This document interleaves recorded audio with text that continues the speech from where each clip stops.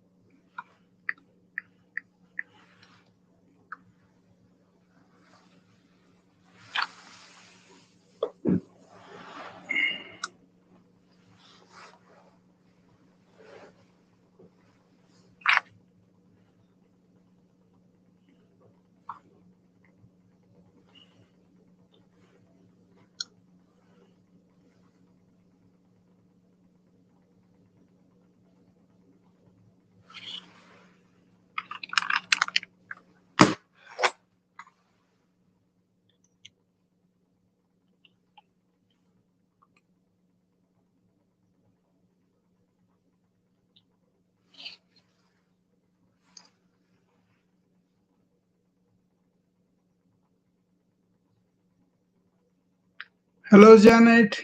Good morning. Hello, everybody. Today, as I promised yesterday, I'm going to talk about a very important subject in the realm of meditation and what is beyond meditation, what we could learn and implement in our lives, whereby we are anchored in our real being, real essence, and thereby we really have a lot of peace and quiet, right? So it's a question of understanding what is beyond meditation, what is self inquiry. In Sanskrit, it's called Atmachinta. Janet, you should be really interested in that. You're always in the spiritual quest, not in the religious rituals. But what is the spiritual quest? What is that you can find about yourself and all that? Self inquiry, as I said, is called Atma Vichara. ATMA, Atma, that is the soul. Vichara. Vichara is about finding out. See, this is like a direct lightning flash, right? So the essence of this is self-inquiry is like an immediate inward arrow, a sharp question, like who am I? The method is instead of focusing on the external objects or even subtle inner objects like thoughts or sensations, one turns the attention directly toward the source of the I thought. Where are these thoughts coming from? That's what it is. Okay. Approach is, so one investigates in the sense of I, what is that, and continuously traces it back to its origin. So it is investigating the sense of I. Okay. We dissolve many layers of identification with body, mind, and emotions. Those are gone. The characteristic about it is not about controlling or calming the mind, but about seeing through the mind. Okay? So, one metaphor you can use is like shining a torch into the darkness and discovering there was never a snake, only a rope. So when you think the rope, see the rope, there's a classic example they use in Vedantic principles. When you see a rope and that is in the dark room and you think that's a snake coiled in, but there's no snake, only your imagination, right? So seeing the rope or the rope without having this imagination about the snake is what the self-inquiry is about. So self-inquiry exposes the illusory nature of the ego. What we think as our ego, it is actually illusion. So that is the essence of self-inquiry is like a immediate inward arrow, a sharp question like who am I? Okay. Now, if you look at meditation, which is called dhyana in ancient medicine, this is the essence here is we are often involved methods to focus calm or transcend the mind gradually because the method is we may include breath awareness, a mantra, a saying, repetition of that mantra, visualization, imagining a image, or focusing on a divine form or quality, which a lot of people do as puja. Okay, different levels of it. This approach is it helps us still the mind's waves, which are called vrittis in Sanskrit, but it's basically thoughts. Okay, preparing it to it not only stills the mind but also prepares you to receive higher truths. That's the essence of it. The general sequential is mind is a first quieted, then it may become subtle enough to glimpse deeper truths. So quiet it, make it subtle, and make it glimpse the deeper truths.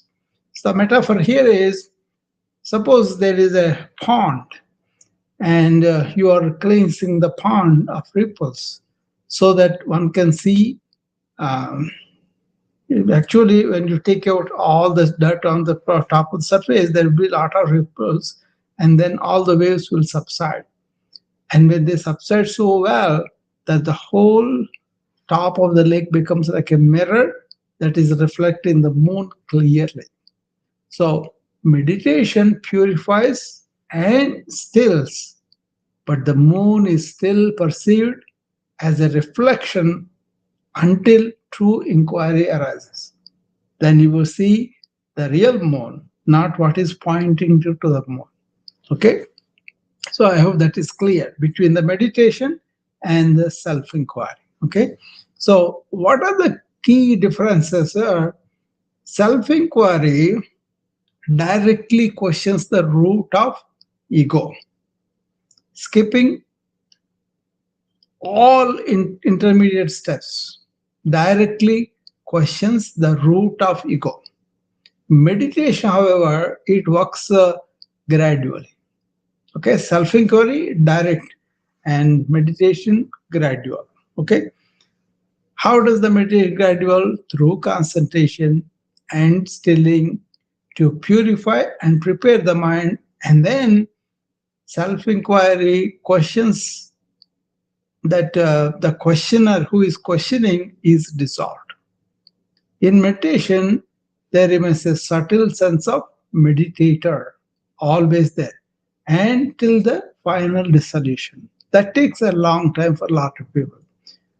Whereas self inquiry is often called the pathless path or the direct method. Okay, while meditation is considered a preparatory or supportive practice of for most. So this is not going to be easy by understanding or by um, looking at it from the intellect or from the senses. You got to have an intuitive feeling about it. So we have to turn inward, stop all the waves of the thoughts, and then with a subtle mind, intuitively feel it. You feel it. You know what it is. So this is like a but one thing is meditation and self-inquiry are complementary. Okay, you can do self-inquiry much more easier if you have calmed the mind, prepared the mind with meditation. Okay, like suppose you have ended up understanding Ramana Murthy Ramana Maharshi, for example, and you are into self inquiry, and the self inquiry makes it so much easier to meditate because you are not in the mind, but you are in the self, right? So actually, you don't even have to meditate because self inquiry is a beyond meditation. Okay, so I hope that is clear for you. This is a very, very deep subject, and anybody wants to ask me any questions about this, please come up and ask me. Because this is not going to be understood in one stroke. Okay, you have to really put your uh, sadhana, that is practice into it. Okay, um, there's, for example, I have this saying that I kind of framed it and put it in there, which is like a Ramana Maharshi saying. He says, the saying goes like this: the thoughts change but not you, the thinker, the perceiver, the observer who is in you, that is the one that never change. Say thoughts change but not you. Let go the passing thoughts and hold on to the unchanging self. That self, then you ask any thoughts come up and say, where are these thoughts coming from? Okay, then you will have a direct question like, it is coming from my inner self. Then you say, what is the root of that? Then you go much deeper into that. So it's a question of understanding who you really are and having a compass or having a anchor in that inner essence. I hope this is clear because this is very important.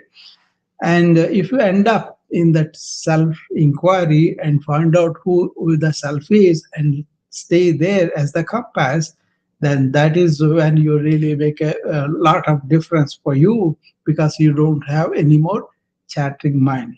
You don't have thoughts going all over. Okay, so then that tranquility, that stillness is very nourishing, and then you will focus the thought. Whenever you want to do something, you will use the thought, and also you will not linger on in the thought. You use the thought and you ended it. Then what it is, you are in awareness, you are meditatively in awareness. So it's a blessing. It's a beautiful thing to really understand and stay there. And then you will be always looking for, you're looking for a shade under the tree in the mid hot sun. You are always looking for that bliss or serenity or peace of the self whenever you are awake and alert and going through the life. It's a beautiful thing, and only the people who are called siddhas. Siddhas means these people have accomplished this self-realization. They realize who they really are. They are beyond the mind, emotions, and body. So once they established in that, they are very much blissfully blessed. Okay, so there are steps. You first you have to calm your body, then calm your mind, still all your thoughts, and go beyond the thoughts, asking where any thought is coming from, and find the space and stay there. Okay, that is self inquiry. So it's a beyond meditation, but it's not a contest, it's not competition, anything like that. But everybody does on their own what they want to understand. And then first of all, see where you are. Don't compare yourself or don't compete with anybody, but you see where you are, then you can make further steps. If you think you don't have the mind that is concentrated, and if you have a mind that is concentrated but having thoughts coming up spontaneously, ask them where thoughts are coming from. And then instead of you using all these things as objects and then focusing, that is meditation. You are turning inward and asking the question where these things are coming from. Okay, so any questions come up, because this is a very, very, very deep subject, and not many people will be interested in this, which is okay. according to their development, according to their understanding, according to their control of their mind, they will end up in this self-inquiry. But the benefits are immense. The beautiful thing is, it is so nurturing to peace itself, happiness itself, joy itself. So the thing is, when you have something like that, then life is no turmoils, no storms in your mind. Life may present challenges, but you will meet them with stability, with peace, with the joy. Okay, so you are not going to be led by your mind saying, I cannot handle this is too much, or I should not have this. None of that. As it is, life presents a challenge, you open your mind and then you face the challenges with immense inner resilience. Okay, so that's why self-inquiry, understanding and being there is very important, but it may take some understanding, some kind of practice for people. There are four kind of people that they talked about in ancient wisdom. They classified all the people. Some, they were not judging them, they were saying how they are. Okay, they were just telling people, that's how people are, so they can go from that one place to fourth phase, mature, okay, in a spiritual maturity. There is no judgment, just saying how people are. See, some people are instinctive, they don't want to think too much. They were hungry, they eat, they kind of sleep, they kind of go to sleep, and then they kind of enjoy themselves, and then they live their life just like that. They don't want to be bothered by bigger thinking or deeper issues or life or none of that. Okay, that's okay. That is them, because they are called pamara. They're like animals, like they will go by their instinct. Sometimes they do very well. Sometimes they may do things that are harmful for everybody, violence, not the truth, and all that. So, okay, and then the second one is Vishay. That means who is involved with the day-to-day affairs of the life, and they want to think about the society transformation and being powerful or not, something like that. That way, basically, they are thinking about living well. And I want to have a good life. I want to have all facilities. I want to enjoy my life and all that. Those people are called Vishay. That means they deal with the regular day-to-day life, but they think a little bit about that, and they understand, they know how to make a living, how to enjoy themselves and all that. But beyond that, they don't want to bother about deeper existential issues of life, deeper thinking and all. Okay, and the third variety is the one who is a sadhaka. Sadhaka means one who is practicing to know what is beyond my mind, what is all this thinking coming from, where it is coming from, where it is going, what is important in life, what is the purpose of life. That kind of questions they want to, like my friend Janet says, I'm into spiritual quest. So she wants to understand what is real spirituality. Am I spiritual? What is that is going to happen if I'm spiritual? That kind of questions that she has. So she is practicing, I'm also practicing. So we are all practitioners, okay, of the truth, of the quest, that are the questions we have. Okay, we may be at a different stages, that's okay, but basically we are all in that group. And the fourth variety is the one called Siddhas. This is the people who are already accomplished and who had gone beyond mind. Buddha. Buddha, very word is a Buddha means ones who transcended the mind. Ramana Maharshi, he is always established in his inner self. He is not established in the mind. He looked at the body also separate from him, So they are not in the body and mind. This is Siddhas. But thing is, some people may touch it and they may go back to the life again. That is the self-realized, but it may not stay. Okay, but some people touch it and they stay there. That is the sthita prajna they used to call. And then the fourth, the highest thing is, these people are living, but they achieved the liberation of the from the mind. from the vagaries of the mind, the thoughts, the emotions, and all the desires, and everything, they are free from it. So those siddhas means the one who have accomplished this, establishing themselves in the real essence and stay there and not being influenced by the body, by the mind. So they keep the body suffering in the body compartment, mind suffering in the mind compartment, and they are always established in that inner essence. That is the meditative awareness. That is the awareness which people are in, and that for that we are all striving. We have different methods, and as meditation or self-inquiry, we do according to our understanding, according to our uh, capacity, according to our interest, and all that. There are so many variables. That's fine. But understanding this, these kind of things are there. It itself is a blessing. Okay, and you don't have this mind going all over. You have a organized mind because you have a purpose in life. Just eating and sleeping and having instinctual life like a pamara, the first variety, is not enough for us. And also just living the life and making a living and enjoying a few pleasures and then having some family, some bondages and all that. But then that's not enough because there is a question about what is this all about. And then you go into the third category, which is spiritual practitioners who are looking for the truth, right?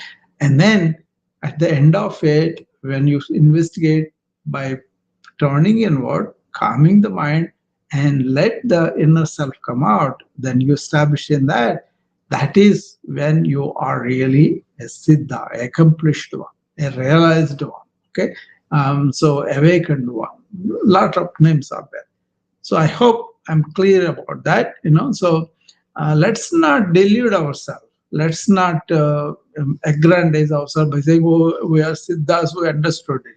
No, understanding is one thing, but realizing the state and staying in the state in the presence of various things that happen in life, and the turmoils, when the storms come in your life, how do you face it? How do you face death? How do you face challenges? How do you face, uh, you know, the sense of life and all that with stability, with a calm mind, with the inner resilience that is extraordinary. Okay, so in ancient wisdom, they tell about we can have complete resolution of the suffering if you only live in that self.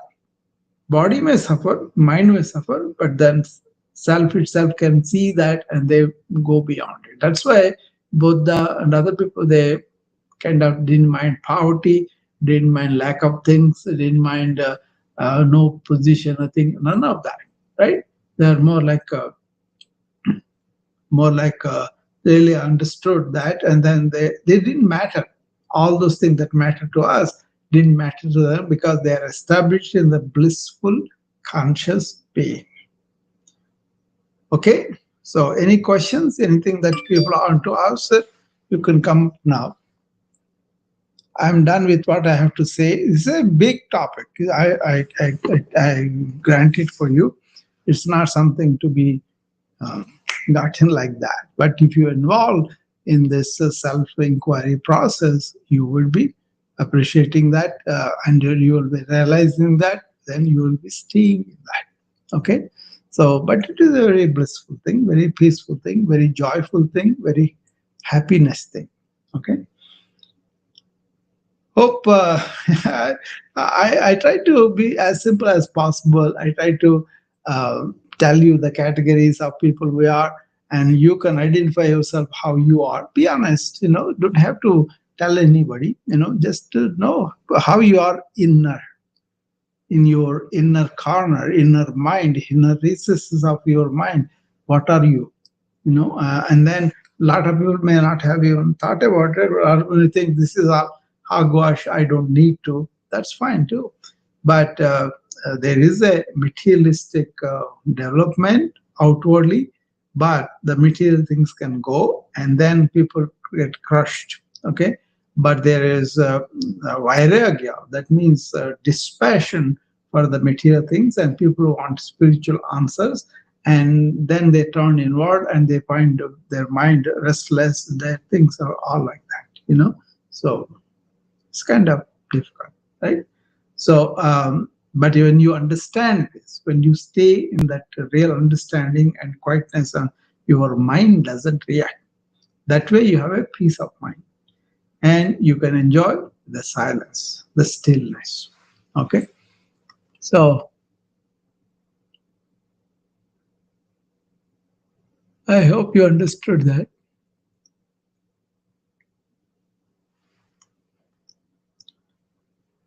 Janet, you want to come up or tell me how do you feel about that? I thought you would be interested in this. At least if I made myself clear, you have understood a little bit. That will be good. Okay. This is not like a teaching. This is not like a um, what they call pravachan. You know, like a siddha, a accomplished person comes and gives a theory, or all of that. That's not what it is. Okay, this is more like a uh, pointing towards the truth, and let people engage in their own spiritual practice and discover that in the middle of the life, not away from the life. Okay, so this is all very important that way. Okay.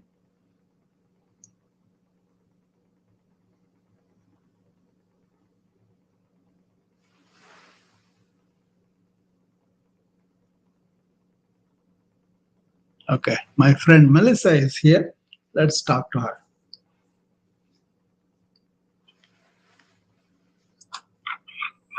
Good morning, Dr. Rao. How are you? I am great, Melissa. How are you?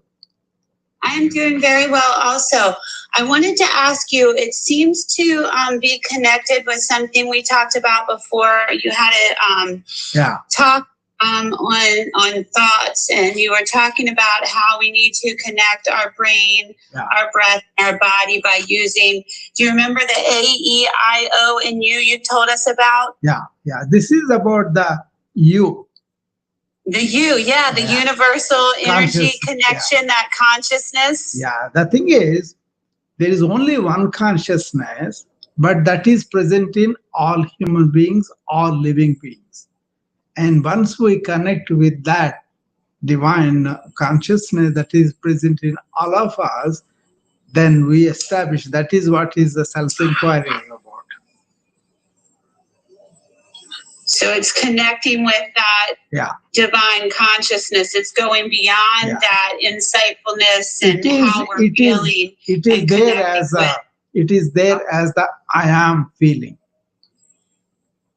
Not our roles or all the titles, all the things that we have built up, but the feeling of intuitive awareness of I am. That is the one that we want to connect, and then mind becomes an object, thoughts become object, emotions become objects, body become object. Then we can act on them and really do them better. Otherwise, they dominate us. You see? And then we'll be led by the turmoil of thoughts or storms of thought. If something happens, immediately there is so much thinking about it and worry about it. And then we lose the balance, we lose the real stability of our inner resources. See, if I'm coming to a talk, right? If I'm expecting, oh, everybody should praise me, everybody should be appreciative of what I'm saying, then I'm working through my ego, through my thought-made ego. See? So that thought-made ego makes me think of all these things, extreme things.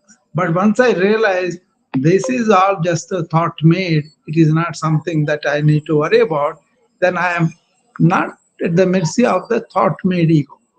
Then I'm stable and I can use my energy to solve the problem. And I will say, I'm just here to share.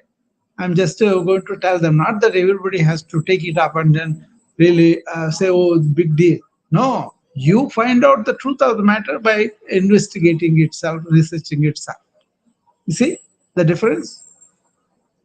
I'm trying to see really hard, Dr. Rao. So it's not an easy thing. No, I mean, I understand. I'm trying now. I'm trying really hard to understand, but it's about calming the body and the mind. And like you said, when you're in touch with the inner recesses of what's really you and not really fixating on anything, just being, correct? Go back to your childhood. As a girl, you felt I am. Beyond the name, beyond the family, beyond all the accomplishments, all that, you always had a sense of I am. Right? That is not ego. That is the inner sense. But we give a name, we attach importance to titles and everything. Then we develop a shadow of ourselves. That is the ego. And that is why it is so difficult for us, because we have developed in certain wrong way. And now we are asked to say, that's all, dump it. That's the difficulty. So it's because we've spent so much time trying to give a title to something instead of just being. We always want to identify something outward or something like a condition. They say, the girl should be like this. The girl should be athlete. That girl should be scholar. That girl should be leader. The girl should be achiever.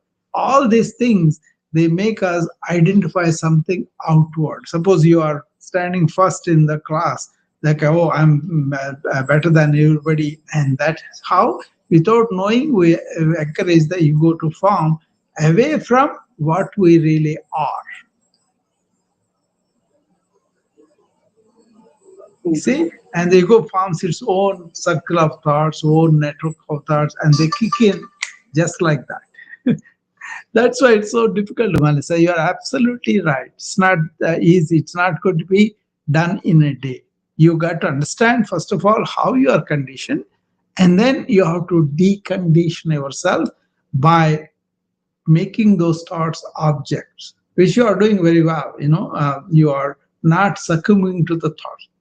You can start in the morning. When you get up in the morning, what do I say? Be aware. Don't be carried away by the thought-made structure, which starts with I thought. From the I thought, you have all these things. Right? That's not good. Okay? And then we allow the thought to take over us. And then instead of using the thought for external things, we identify with those things internally. And that's why it's so difficult to get out of that. And there is a lot of suffering because of that. And everybody knows that. But once you are cool and calm, you don't take it too hard like that, then you will be much easier to handle that. You are not supposed to have the transformation today. That's not the idea. The idea is there is something like you don't have to be engulfed by thoughts or have all the storms of thoughts and all the thoughts all the time. Instead, be aware, use the thought and keep it in its place. And then start asking, where are these thoughts coming? That is Atma-Chintan. First of all, you got to have some kind of calmness, some kind of quietness, some kind of stillness of the thought. And then you can ask this question, say, if any other thoughts come, where are they coming from? The problem with the modern mind that has developed the way it has developed was, they thought, I think, therefore I am. No, thinking is happening to you, and who are you is the important. That is the one they mistakenly identified thought. So the whole thing developed out of that. Intellectual, scholarly, all made of thoughts. But then they can be limited, right? So somebody says something, somebody else will come and find out something better than that. So thought itself is limited in that way. Okay? But you're getting identified with something limited, and you are allowing it to grow from morning till evening. You kind of develop the network, and then you get established in the network, and they become more and more real as we're growing up. That's why this neuroplasticity tells us The thoughts you can manage and thoughts you can manipulate so that you can create your own brain. You can you can plasticize the mind. You can mellow the mind how you by creating your own thoughts and shaping the mind. That's why once you understand the nature of thought, the limitation of thought, the good thing about thought, you can use thought very productively without making a problem for you. I think you're doing very well, Melissa, in that. Is that clear now? You can have a private session with me if you want to, because I don't see many people are interested in this, but at least you are interested in that. So I'll be happy to talk to you privately on your own time, on my time, so that you can get more established in this. That is a wonderful thing. So I enjoy the being aware. That means I'm not in the perpetual thought. I use the thought to express myself to you guys, but inner, what I feel is I'm not in the continuous thought. I only think in a direct way, in a focused way, and then I direct my thoughts towards a goal and everything that I'm doing. And after that, I'm out of it. That is the relief. That is the freedom that I enjoy. So imagine you are watching a game and you don't have all these problems going on in your mind. Modern mind has become neurotic like that because we are misled how to think, how to establish ourselves and all that. We misled to think our personality, our persona, our ego is us. No, our inner presence is us. Persona versus presence. Establish yourself in that presence, moment to moment, and then enjoy that. So if you have any other doubts come up, Melissa, I'll be happy to talk to you. Nobody talks these things, and nobody comes up usually. But if you come up, I'll be happy to talk to you.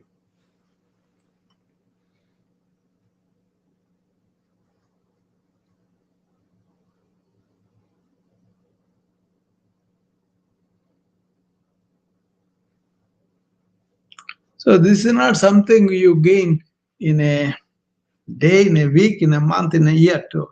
Depends upon how subtle you are, how you can do all that. Okay, so it takes time. It is not going to be easy, a lot of people. So let's see, my friend Janet, what did she say?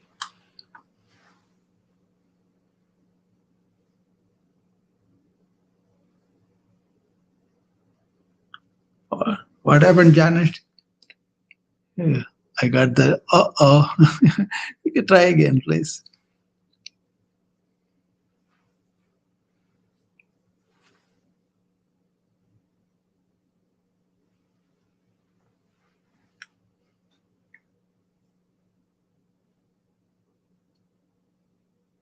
Good morning, Dr. Rao. Good morning, Janet. How are you?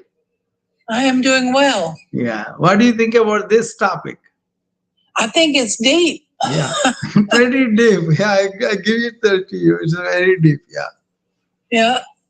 I've been practicing this with you since last September, and I started with a very unquiet mind. Yeah. And I can honestly say that my mind is a lot quieter. I don't bounce around from topic to topic anymore. Yeah. I'm very much at peace with that. So I know that what you're talking about works, but to say that I understand everything you said, I don't. Yeah. I don't understand it all. I get little bits and pieces each time you talk because you know so much about it, and there's just a lot to learn. And more than knowing, Janet, I experience it. Yes, and that's what I'm doing. Yeah, I am having those clear moments of just being able to, like you say, observe the thoughts and not let them control my mind. Yeah, and that is very big progress for me because because of my unquiet mind. You feel the peace and tranquility of not having so many thoughts going all over. Absolutely. That's what I'm saying, is because you don't have to entice people that you'll make $1 million. No, whatever you are meditating, it doesn't matter. What it is how much quietness, how much peace, how much lack of turmoil you have. Only you will know. Okay, you can tell other people, oh, I am very peaceful, I am all that, but you may be experiencing the turmoil and you don't want to say to people because you're looking for some approval, some appreciation, and all that. That's not about it. This is about your own inner experience. Yeah, and you want to share that with people because it's so profound. Yeah, it is profound. It is very actually healing. Very much absolutely, healing. Yeah. Absolutely. Yeah, like I have fun. I have joy every time I talk about these things. But I know I do try to live that, not just to say to people. So it is coming from that experience. But I also know where I can get off that, where I can go back to my old self and all. That's where I say I am also a practitioner. I'm not like the Ramana Maharshi and other people who are established in that. Yeah. I was glad Melissa came up and talked about, the difficulty it is to understand all of this. And you just got to feel it. You got to practice it and do the things that the first thing what you said is important, and that works. Yeah, it is about manana. Manana means you yourself take the subject and question and inquire and all that. If you take Dr. Rao is saying and this statement is that, then you won't get it. But if you take that as a question and go and explore it in your own mind, in your own depth, then you get it. Yes. So don't accept anything, just to question it, just to doubt it, just go and say, what is going on here? What is he talking about? Is there meditation or what? No, it is beyond meditation. You see, meditation is about an object that you focus on, either internal or external, and then stay with it, right? And then the mind calms down, then you can see one thought, then you can change the thought or go beyond the thought. Going beyond the thought is what I'm talking about. A person, a human being, can be aware but with no thoughts and enjoy that peace and quiet and joy of that. Yeah, when I first heard you talking about observing your thoughts and like just, not being the thought, just letting the thought be, basically. Yeah. And I thought that was nuts. I didn't get it. And it took a long time of practicing it before it made sense to me. Yeah. But it works. It works. I'm telling you, folks, it works. That's the important thing, Janet, what you said. You don't let the thought go where it wants to go. Just be away from it and then let it not form a net. That's important, very important. And that's where in the morning, when you get up, you don't let your thoughts get away from you.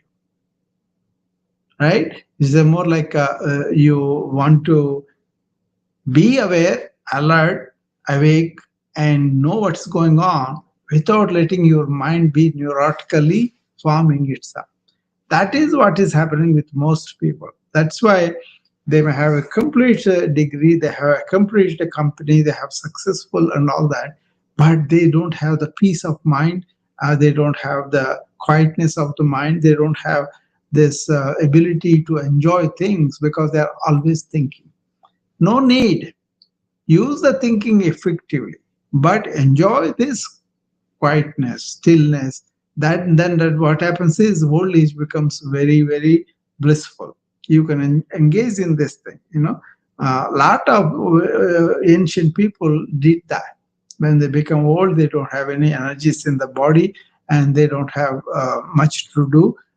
Then they engaged in this self-inquiry by sitting down, closing their eyes and looking what's going on inside and asking, where are these thoughts coming from? Where are these emotions coming from? And that is self-inquiry.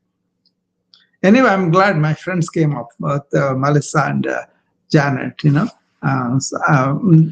Even if one person takes this up, I feel like I have done my duty here, what I came up for.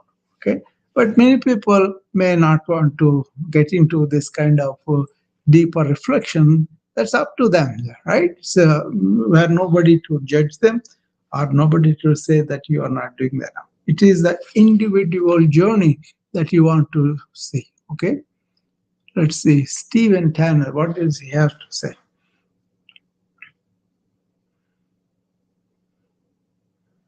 Hello. Good morning. Good morning.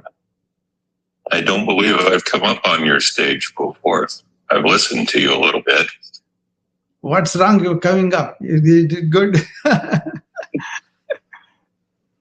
Well, I thought it was interesting what the other two guests were. They were trying to wrap their heads around this, and yeah, it is something that is not common. It's not common. Yeah. My therapist gave me a list of, I think it's 10 or 12 unhealthy thinking patterns. Yeah. And that was my first introduction to further understanding. Yeah.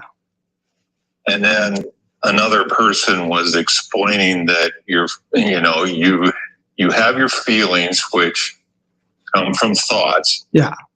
And you assume that because they are your feelings and they are your thoughts, that they are correct and that everybody else thinks the same way. Yeah.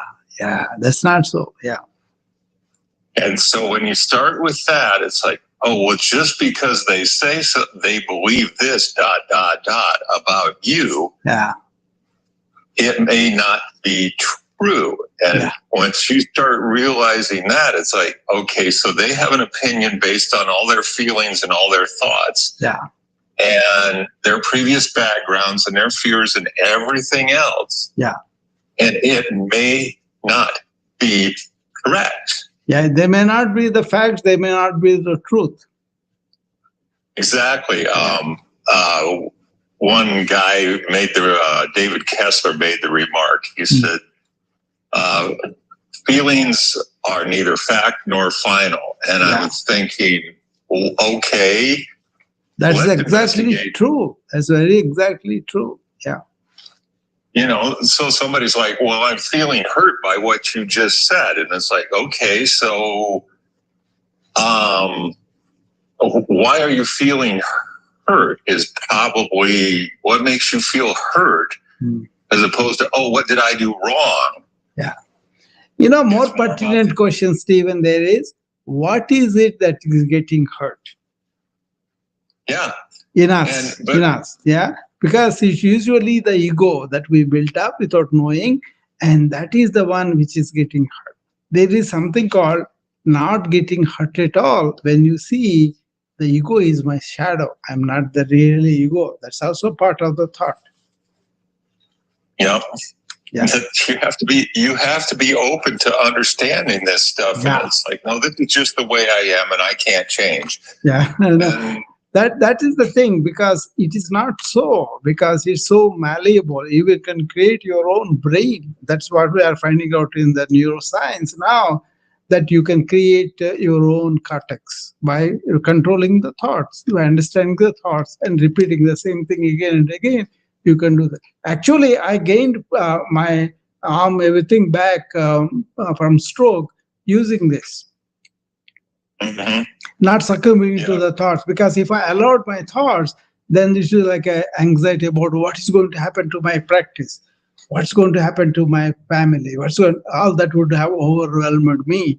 Or I could have sent like I am so focused on this, and I'm why did I do that? Why did I do that? Why did it happen to me? All that regret. That was not there, because I am in the present moment all the time, because I'm not in the thought structure. Then I created thoughts like this visualization, movement, coming and then doing the actual movement. That created new brain in my brain, and that helped me to recover from the stroke by gaining the new brain formation.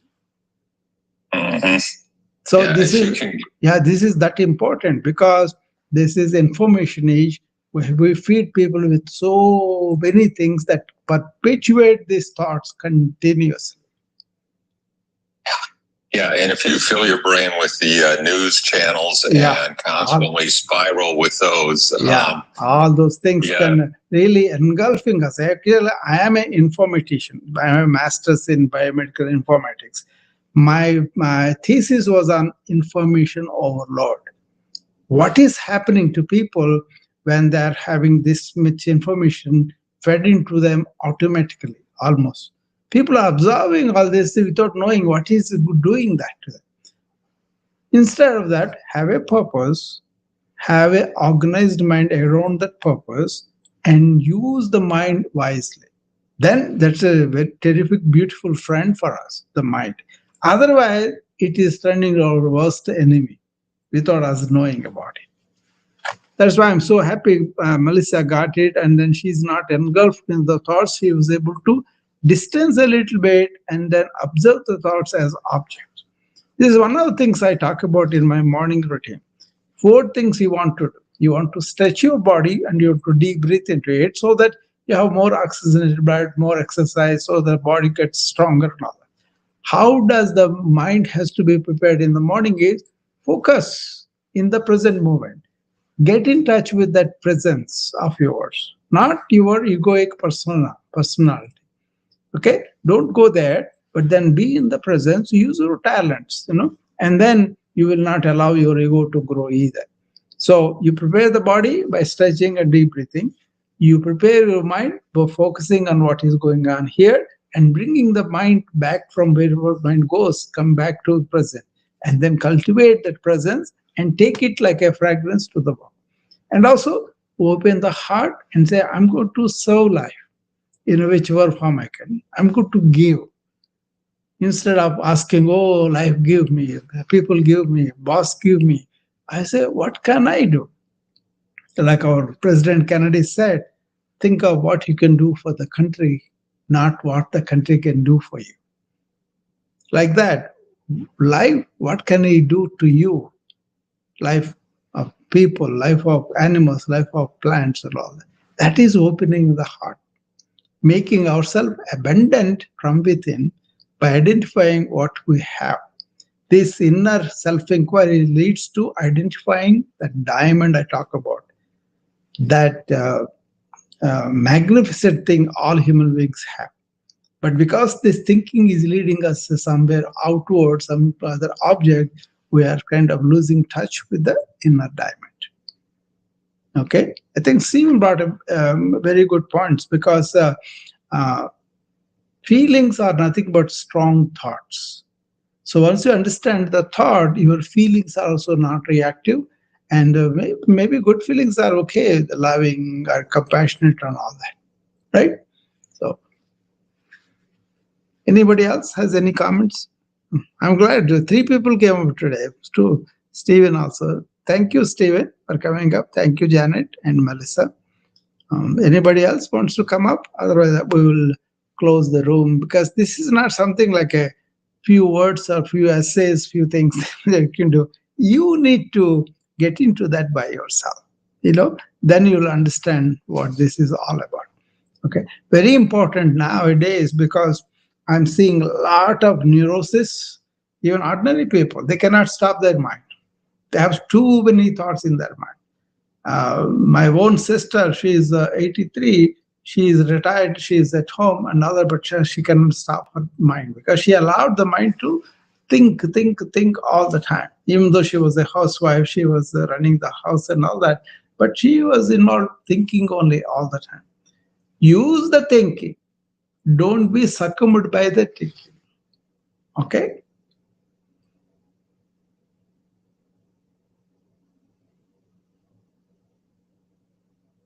All right. If everybody is satisfied with this, we can continue this. This is not a one-day topic or one year topic. People will have to engage in this. But first of all, understand how is our civilization evolved, why thinking has become so important, why thinking has become too much. Okay, so it's an important thing to really understand. Okay, it's a daily need actually. Even if you don't want to go to the spiritual another, say. So yeah, he was saying they can't stop their minds. Stephen was saying, I used to be married to that type of person. Yeah, this is like a endemic all over. And also, what we are doing is, without realizing what is going on, we are allowing our uh, our children to get into this much earlier than we were. As I'm 70 now, so I have seen a lot of life. I have seen the tranquility of not having all these 24-hour cable channels and all that.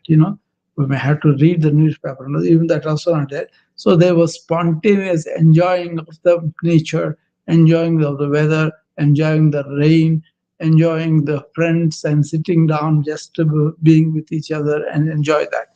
All that was there. But now everybody, more than talking, they think a lot.